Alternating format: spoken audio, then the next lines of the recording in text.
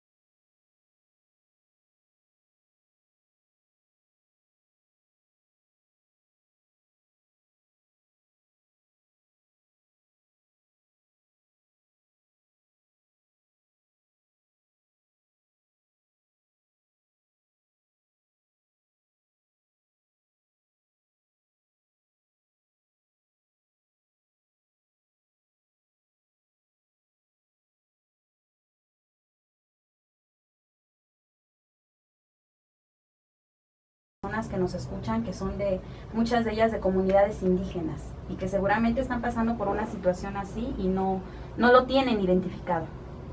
Ok, bueno, pues un ejemplo podría ser, bueno, como decía Vero, hay una diferencia. Esto se puede vivir tanto en cualquiera de los ámbitos, pero si estamos hablando de hostigamiento es exclusivamente en el ámbito laboral o en el ámbito educativo.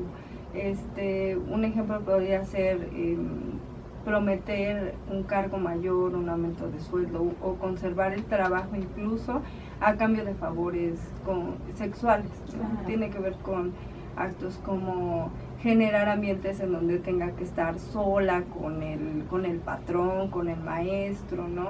Que haya tocamientos. Obviamente una de las partes no está de acuerdo en esta situación, que sería la mujer que está siendo agredida. Yo hablo de la mujer porque se da más en las mujeres, no es una característica que tenga que ser específicamente hacia las mujeres, pero sí existe por esta cuestión de género, por los roles, por los estereotipos, son ellas quienes sufren en su mayoría y de quien se sabe más casos de este tipo de violencia, ¿no? De acoso o de hostigamiento. Hostigamiento, como dice Verónica, tú es institucional, laboral, sí, únicamente. Claro. Cuando una mujer llega, me está acosando mi jefe, entonces está mal utilizado el término. Así es, está mal utilizado. Porque ¿Y un acoso? En un acoso no existe un nivel jerárquico, como decía Vero, puede ser de iguales o de un rango menor, ¿no? El novio, el padre, el hermano. Así es, el novio, el padre, el hermano, el compañero, ¿no? El compañero de trabajo, el vecino, ¿no? O un agente externo. Esto se puede dar, por ejemplo, en el camión, ¿no? Me tocó en el camión, paso y me dicen, me chiflan en la calle, palabras ofensivas, ¿no? Tiene que ver con todo eso. Puede ser en la calle, en el camión, en la casa, en todos lugares, en cuestión del acoso.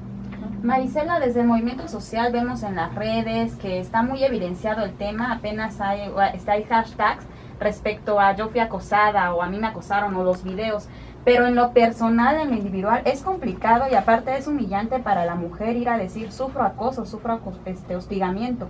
Tú que vienes de una organización de lucha, una organización social pues feminista, defiende los derechos de las mujeres, ¿qué tan seguido es que pasen o ocurran ese tipo de cosas y que las vayan a denunciar o que ustedes lleven el acompañamiento? Es muy frecuente. Bueno, el asunto esto está como complejo, tiene que ver con una normalización de la violencia, tiene que ver las mujeres que hemos recibido, tiene que ver con que cuando van a denunciar a una institución y demás, tienen que, además de todo lo que ya han pasado, tienen que volverlo a explicar y todos los trámites que hace, a veces por eso se prefiere que ya no se haga. ¿Y por qué es complicado? Porque no estamos siempre, por ejemplo, en el caso del hostigamiento, que hay un poder jerárquico, es con tu palabra contra la de ese jefe, sí, contra la de ese maestro, entonces muchas mujeres, y eso no tiene nada que ver, por ejemplo, yo he visto casos o hemos visto casos de mujeres que han estudiado, tienen maestrías, doctorados y demás cosas, donde eso queda de lado cuando está por encima esta parte de me van a correr, o es una cuestión también de impotencia, de no saber cómo lo digo, cómo lo manifiesto, ¿no? Esa es una.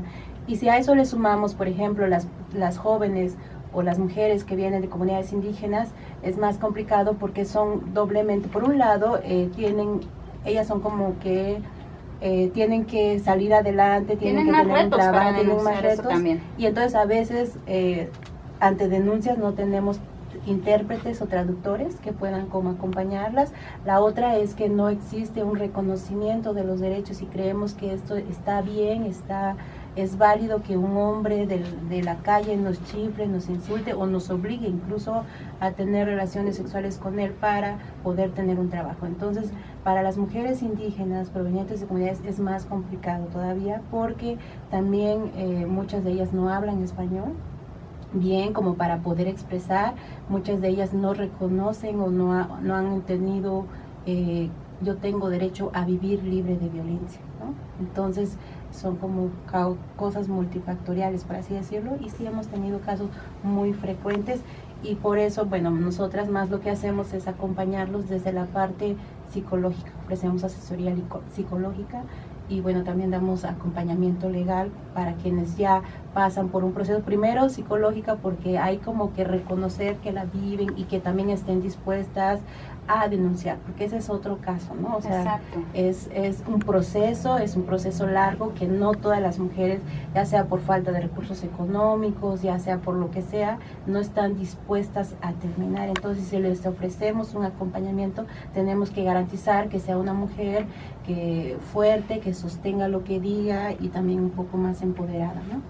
Pues los días 25 de cada mes la Organización de las Naciones Unidas convoca a la sociedad mundial a que se unan a una campaña contra la violencia hacia las mujeres y las niñas.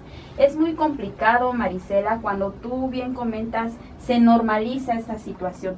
Creo y me atrevo a decir que son pocas las mujeres que no han sufrido hostigamiento o acoso en alguna ocasión de su vida, pero cuando esto está normalizado es complicada la denuncia. Nada más hablando en mi caso específico, en la secundaria sí sentí acoso de un maestro. Cuando voy y lo denuncio, se burlan porque dicen que soy una exagerada. Entonces estamos hablando de una normalización. ¿Cómo más tenemos que pasar todo un proceso complicado? Claro. Entonces eso va a influir, entonces lo que se opta, en el caso de la unidad, que puedan ellas como tomar 2, 3 sesiones y pueda reforzar como ciertos vacíos o decisiones que puedan tomar ahí, o reforzar las decisiones más bien. Y ya después se pasa con la abogada del área penal, ¿no? En ese caso lo que hacemos, y se refuerza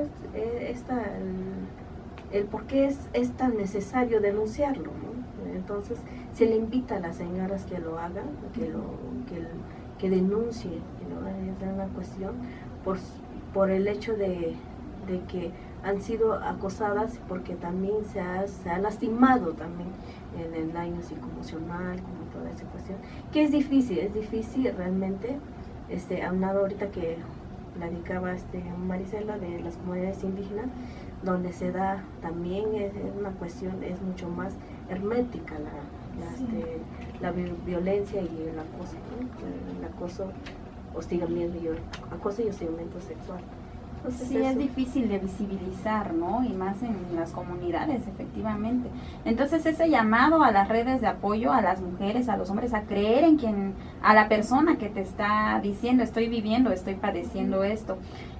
Alba, cuéntanos un poco, ¿qué hacer cómo reacciona ante una situación de acoso? ¿Cómo debería reaccionar? ¿Qué debe hacer independientemente de estas redes de apoyo o las personas que la acompañan? Una que está pasando esa situación, ¿qué tiene que hacer? Bueno, pues principalmente validar las emociones, ¿no? Claro. Esta situación, cuando te está generando un malestar, es que no está bien para ti.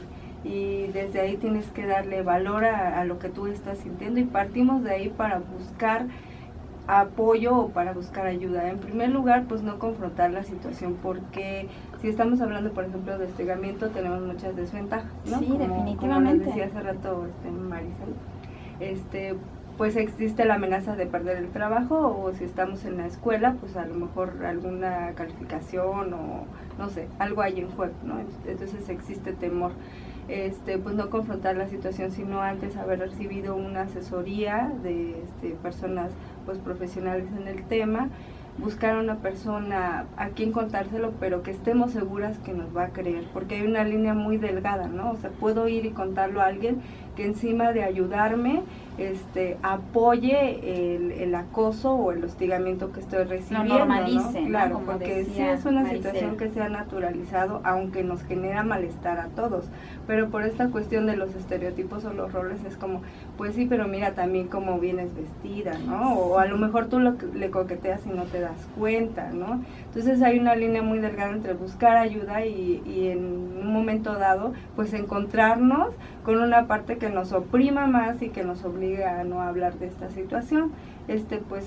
Existen instituciones, pues como ahorita, como GES Mujer, como la Unidad de Atención a Mujeres en Situación de Violencia de Género, a donde, bueno, ya hablo a lo mejor por las que conozco, ¿no? El CEJUM, el Centro de Justicia para las Mujeres. Así es, el Centro de Justicia para las Mujeres, a donde nosotros podemos acudir y a lo mejor hablar primero acerca de la situación que estamos viviendo, ¿no? Aprender a nombrarlo, porque cuando acuden no es como estoy viviendo acoso o estoy viviendo hostigamiento, porque ni siquiera sé qué es esto que me está sucediendo. ¿Por qué? Porque existe este sentimiento de vergüenza, de culpa, de miedo, ¿no? Entonces, cuando se han acercado con nosotras aquí en la unidad, van con esta idea de buscar asesoría como jurídica, o que tanto es cierto que el jefe va a cumplir sus amenazas, o que el maestro, o que en la situación en la que se encuentren, ¿no?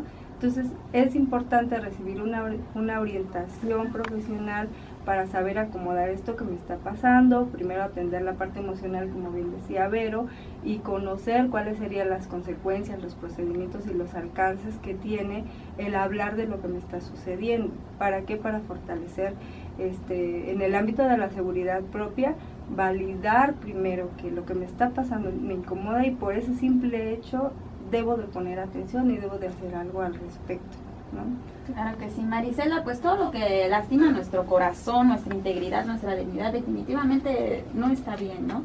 Pero muchas veces acudimos ante las instituciones y decía Verónica, hay que ir al Ministerio Público, hay que acudir a las instancias. En las comunidades está todo este apoyo en las comunidades indígenas.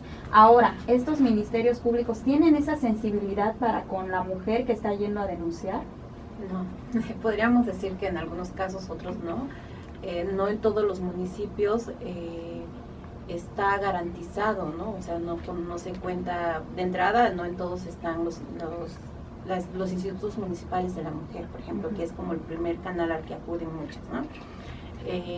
Por ahí, y luego los ministerios públicos, por lo menos en algunas experiencias que yo he tenido oportunidad de estar y de ver, no existe de entrada la perspectiva de género, y eso no tiene que ver, o sea, si de entrada no existe la perspectiva de género, a eso le sumamos que no tienen la perspectiva intercultural. A ver, vamos a hacer un paréntesis, háblanos un poco qué es la perspectiva de género y la perspectiva intercultural para posicionarnos en una mesa de debate. Ok, un poco la perspectiva intercultural es, primero, si esa mujer o si esa persona llega y no sabe hablar español, pues le tienes que poner un intérprete o un traductor, una traductora que sepa decir eso que te está queriendo decir esa mujer, y tú no interpretar lo que esa mujer quiere decir, y a lo mejor le vas a hacer preguntas que no está entendiendo y te va a contestar de otra manera, ¿no? Hemos visto muchos casos que no se ha procedido porque la mujer dijo que el ministerio dijo que ella dijo que lo perdonaba y eso, y entonces cuando haces la pregunta dices, es que no entendí lo que me quería decir, claro, ¿no? O sea, como esas cosas. Entonces, o sea, llevar las políticas, primero llevarlos al mismo nivel de la persona, claro, tomando en cuenta sus características particulares, culturales y demás. Y de género, que tiene que ver, de ver el tema, o sea, no es lo mismo, ¿cómo se podría? No sé cómo explicarlo de una manera más práctica. O sea, no tienes que juzgar de igual manera todos los delitos o lo que sea, y entonces cuando hablas de un acoso, estás hablando de un acoso sexual, estás hablando de que es algo que se le está ocurriendo, se le está haciendo a alguien por ser mujer, o sea, es más frecuente, ¿no? Ya. O sea, y también en las cuestiones jerárquicas, cuando hablas de género, habrá gente que lo discuta y que dice que no, pero cuando hablamos de violencia de género, al menos yo coincido con algunas posturas, es esa violencia que se ejerce contra una mujer, ¿no? O sea, por todas las desventajas que pueda tener. Por eso de ahí el análisis también que hay que tener sensibilidad y no seguir normalizando la violencia.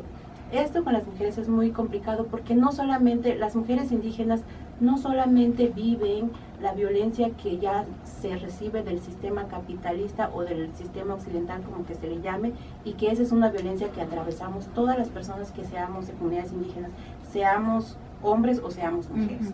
Ahora, las mujeres no solamente viven este tipo de violencia que ya sufrimos o vivimos por ser indígenas, sino también por el hecho de ser mujeres, ¿no? Y el machismo y estas cuestiones son cosas que atraviesan todas las culturas, entonces también eso hay que dejarlo bien en claro, digamos, ¿no? No es solamente cuando dicen es que sus usos y costumbres, puede ser que sí, ¿no? Pero también afuera nos discriminan. Entonces nos discriminan. Y otra cosa, el acoso también, yo lo he visto mucho, o se ha vivido mucho en las mujeres indígenas y que provienen de fuera y se utilizan como botines de guerra también, ¿bien? O sea, o ante conflictos territoriales. Entonces, para transgredir, para ofender al pueblo, para lo que sea, me meto con tus mujeres, me meto con tus niñas, y eso lo hacen los militares, ¿no? Y eso lo hacen. Entonces, hablar de violencia y acoso sexual en el tema de las mujeres indígenas es más complicado, y atenderlo hay que tener como más elementos ahí, ¿no? Incluso en cuanto a los servicios que puedas ofrecer. Pues servidores públicos, autoridades municipales, comunitarias, tenemos que estar sensibilizados y también estudiar un poquito sobre la perspectiva de género, la perspectiva intercultural, y apoyar a aquellas mujeres, a aquellas niñas o a las personas que están clamando pues por apoyo y que están comentando que están sufriendo o padeciendo algo. Ha llegado el momento de irnos a un corte promocional. Nos pueden llamar, compartir en el programa sus opiniones, dudas y sugerencias. Estamos en tu programa Horizontes de Oaxaca, Voces, Sonidos y Cultura. Programa Horizontes de Oaxaca, Voces, Sonidos y Cultura. Estamos hablando del acoso y el hostigamiento en la diversidad cultural también, en sus diferentes formas de manifestación, en los muchos años, en los muchos ámbitos de comunidad que somos en esta sociedad oaxaqueña. Estábamos escuchando un poco la cápsula. Las mujeres de comunidades indígenas, además de luchar o combatir contra las diferentes formas de violencia o tipos de violencia, también tenemos que estar luchando por nuestras tierras, nuestros territorios, nuestros recursos naturales. Y pues aquí va un saludo a aquellas mujeres que nos están escuchando desde el Istmo de Tehuantepec con su defensa por las eólicas, desde los valles centrales en su defensa por su derecho al agua, en el Istmo también por las mineras y en otras muchas comunidades que están peleando sus ríos, sus bienes, sus recursos. Verónica, aquí yo te quiero preguntar un poco sobre el ámbito jurídico. La perspectiva de género de la que nos hablaba Marisela, la perspectiva intercultural, ¿es nada más un tema de estudiosos o está mandatado en algún reglamento, en alguna ley, para que pueda dar seguimiento al momento de estar llevando un caso de esta naturaleza? Existen ya en los tratados internacionales, no es un tema exclusivo de los estudiosos. Hay tratados en donde mencionan que se debe de tomar en cuenta esa perspectiva intercultural y también la perspectiva de género, ¿no? Tenemos también nuestro articulado en el segundo constitucional, en donde menciona la nación es multicultural, ¿no? Y hay ciertos lineamientos en que nos pone para el momento del juzgar o hacer justicia, claro. Entonces se tiene ya lo existe, ¿no? Y que no se toma en cuenta o no se está socializado, y es una cuestión que debemos de como poner y hacer hincapié en ese específico, en particular el tema. También ya lo viene manejando la Suprema Corte, ¿no? También así como ya viene como jalando el tema, claro. ¿No? Aunque hay una discusión por ahí. El y Mujeres también lo retoma, toda la cuestión que tiene que ver la cuestión intercultural, la perspectiva de género. Entonces es más bien hacer exigible eso, que las instituciones ya lo tomen en cuenta. Claro. Verónica, tú que llevas los casos, ¿puedes recomendar que las mujeres denuncien, que las niñas denuncien? Al finalizar, ¿van a tener éxito en sus demandas? ¿Se han visto casos de éxito? Es recomendable que denuncie por cuestiones para uno por ellas, ¿no? Uno para sí misma y otro porque así se puede visibilizar el puntaje, digamos, del acoso, hostigamiento, ¿no? Así es recomendable denunciarlo. Que tenga éxito, platicamos con las abogadas de la unidad, ¿en qué radica que no tenga éxito? Ajá. O que sí tenga éxito? Radica primero por una parte porque el mismo procedimiento hay un desgaste emocional, el mismo juicio, el mismo proceso es largo, se desgastan en lo económico, en el tiempo, ellas trabajan, tienen hijos, y esa cuestión como de, bueno, ¿para qué? No vale la pena, ¿no? Exactamente, sí es una cuestión en ese lado que tiene sus cuestiones ahí adentro.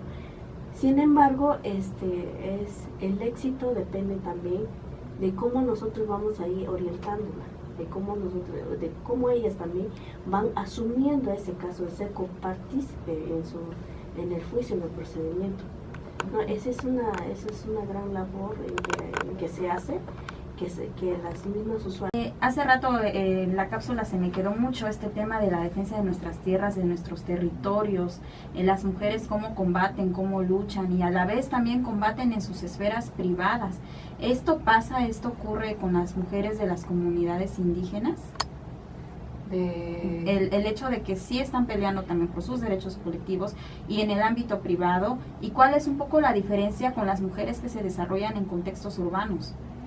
Bueno, ¿Hay una que sufra más que la otra o que tenga más privilegios? No sé.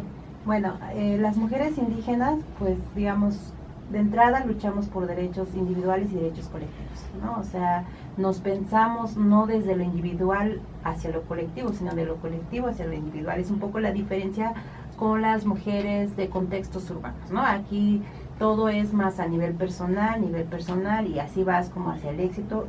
Y yo me pienso en comunidad, no como Marisela, me pienso como Marisela, pero también me pienso en familia y en una comunidad que me respalde. Y ahí hay como unas cosas.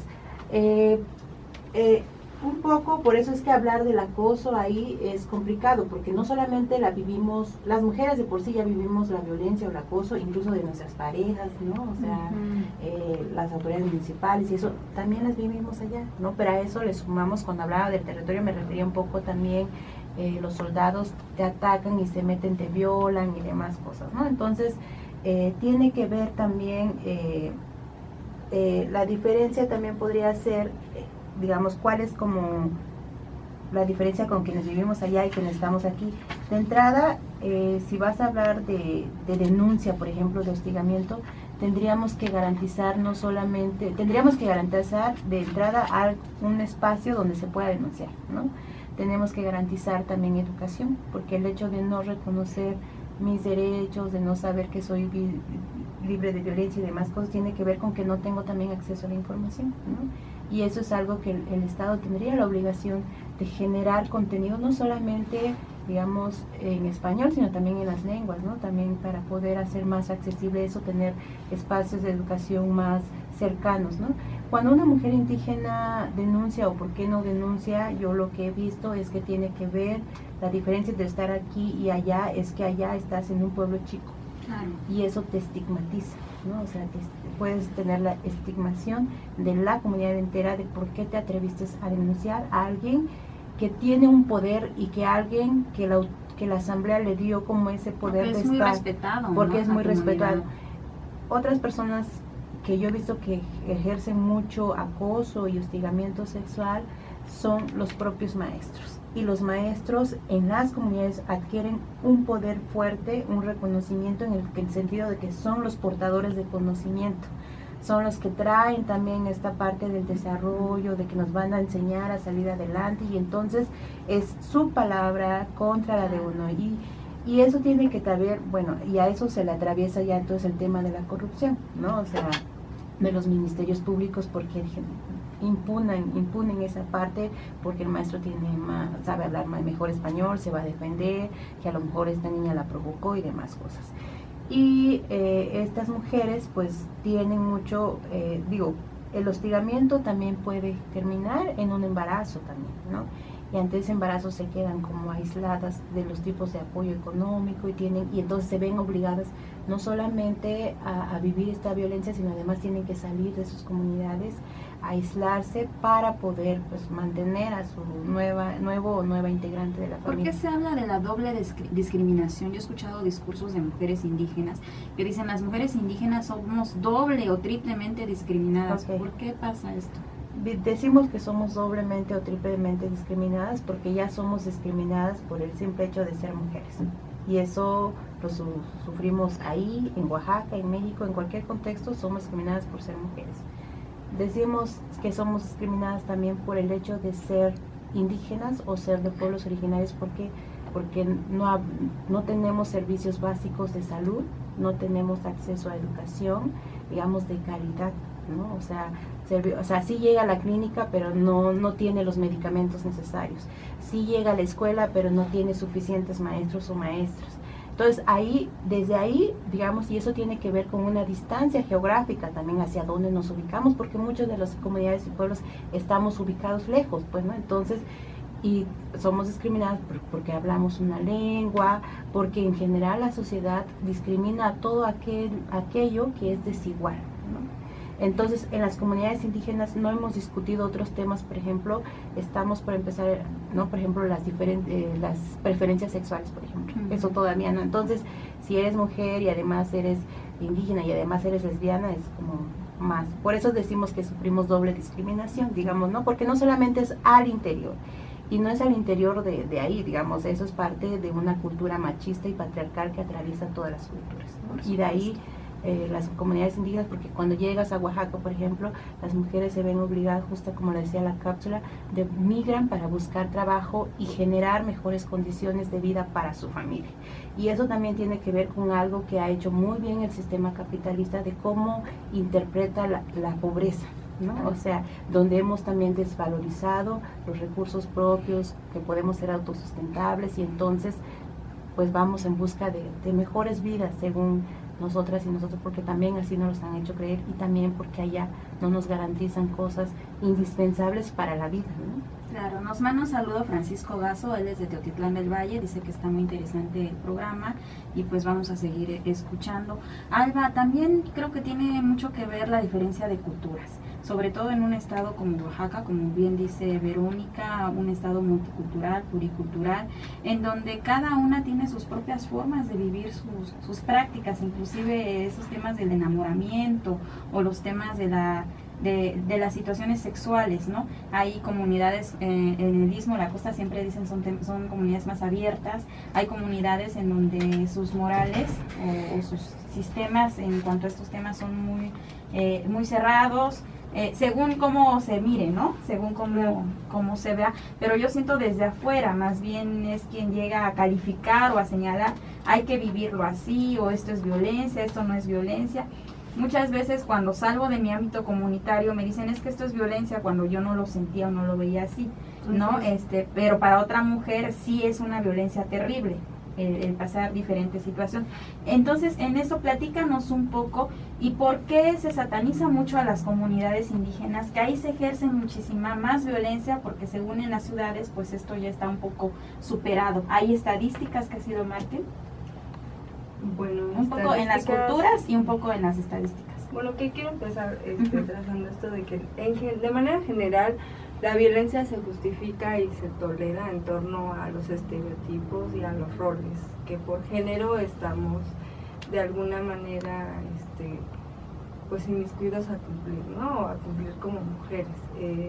Si bien es cierto que hay muchos actos que incomodan y que generan malestares en todos los sentidos, se naturaliza la violencia por esta situación y se invisibiliza, ¿no? Que es lo más grave. Creo que esta es la razón por la cual en las comunidades indígenas la violencia se vive desde actos más violentos, actos más severos, ¿no? Y pueden mirarse cuando salen de la comunidad, cuando se platican estos casos, cuando se atienden en alguna institución, pues sí los podemos mirar en una magnitud, pues muy, válgame la redundancia, ¿no? Es algo muy grande. Pero creo que no existe como una diferencia si se vive en la comunidad o si se vive aquí en la ciudad. La diferencia creo que radica un poco en si lo puedo hablar o no lo puedo hablar, ¿no? Tiene que ver mucho con la manera en la cual están las mujeres acostumbradas a mirar la violencia en las comunidades indígenas. Es muy normal que los puestos que gobiernan la comunidad pues estén a cargo de los hombres, por ejemplo, ¿no? Y las mujeres que se atreven a ocupar estos cargos políticos o cargos públicos pues son castigadas severamente, que se atreven siquiera a aspirar a uno de estos cargos. Son muy pocos los y casos. Que cuando lo ocupan también lo sufren porque no hay condiciones como en las ciudades, ¿no? Finalmente todo el tiempo están siendo oprimidas para acatarse a los lineamientos o a las reglas que ya existen, ¿no?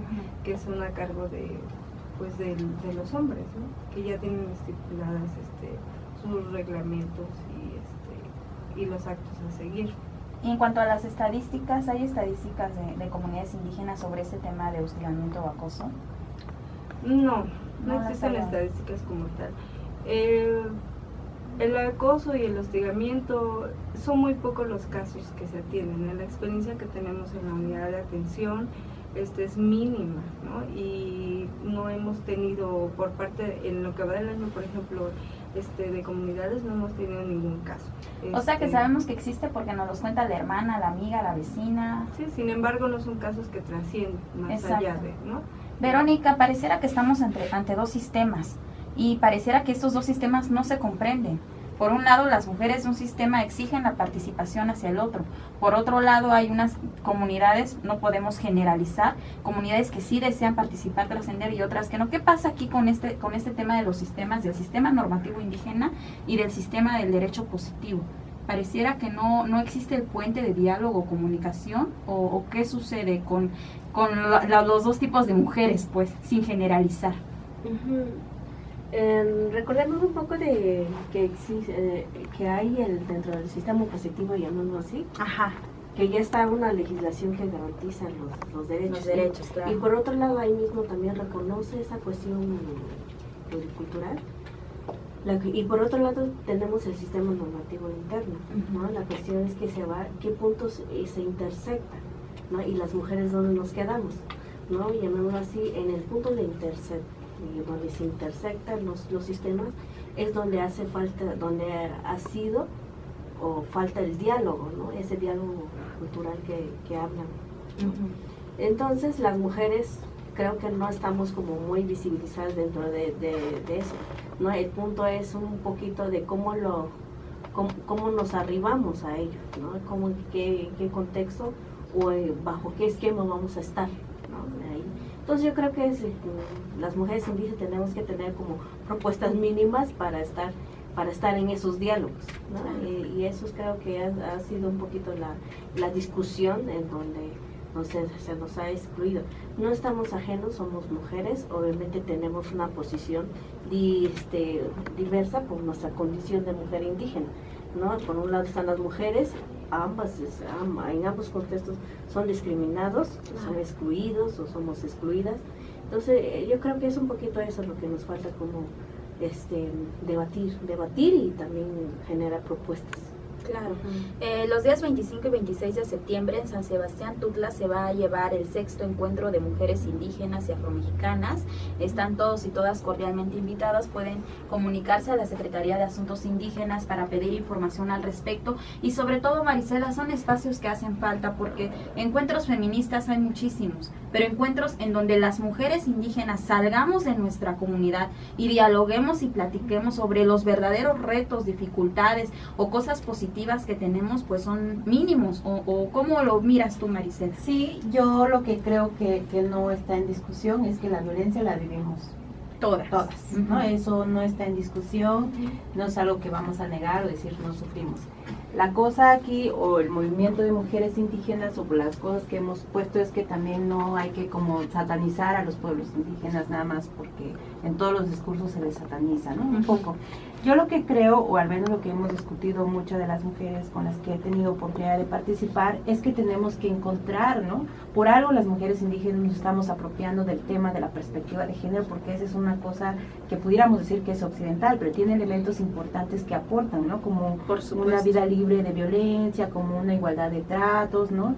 Y nosotras, o nuestros contextos indígenas, tienen elementos muy bonitos también, como la cosmovisión, esta parte colectiva. Eso que decías de interculturalidad, tomar lo bueno de cada cultura. Entonces, justamente es la discusión, que podamos armar ciertos puentes, ¿no? Y entender también que ambas culturas tienen sus propias leyes, y los sistemas normativos internos son tanto leyes como las leyes que existen, ¿no? No sé cómo se llamen, ¿no? Yo no es mi especialidad esa parte, pero son leyes, o sea, son leyes, y en ese sentido hay que respetarlas. Yo he escuchado muchos discursos donde dicen es que es usos y costumbres, pero la ley dice no es cierto, o sea, estos son leyes al igual que allá arriba. Entonces hay que encontrar puentes donde podamos no caer en esos juegos de discriminación y cómo ver como que nos complementemos, ¿no? Un poco, y en ese sentido lo que pediríamos o lo que exigimos de este lado las mujeres indígenas es un poco, pues sí, un acceso universal de calidad, de calidez, con pertenencia cultural de los servicios básicos, ¿no? Y que esos son derechos básicos que están estipulados, ¿no? Educación, salud, bienestar, pero el bienestar, ¿no? O sea, no sé cómo explicarlo. Entonces, eso exigimos. Y creo que también tenemos retos importantes. a las mujeres indígenas, pues estamos ahorita justamente construyendo cuál va a ser nuestro concepto de feminismo, ¿no? Porque nosotros hablamos ya de feminismo. Si es que se llama feminismo, ¿no? Si es que se llama así o cómo se llama, y en eso estamos, ¿no? Porque no solamente nos pensamos como mujeres, nos pensamos como parte de una colectividad y eso adquiere diferentes valores. Ahora, en el tema de la participación política, ahora hay una ley de paridad y demás cosas, pero justamente ese es el problema, que muchas de estas leyes o todos los programas que se han implementado, no todos, hay algunos que han funcionado, puede ser, ¿no? Pero se hacen allá arriba y no están pensados que los contextos son diversos y que en Oaxaca es muy... Y por eso un poco lo de la participación política. Y a mí me gustaba mucho una analogía que hacía una compa hace unos días y decía que por eso los programas tienen que ser pensados que pueden ser como flexibles.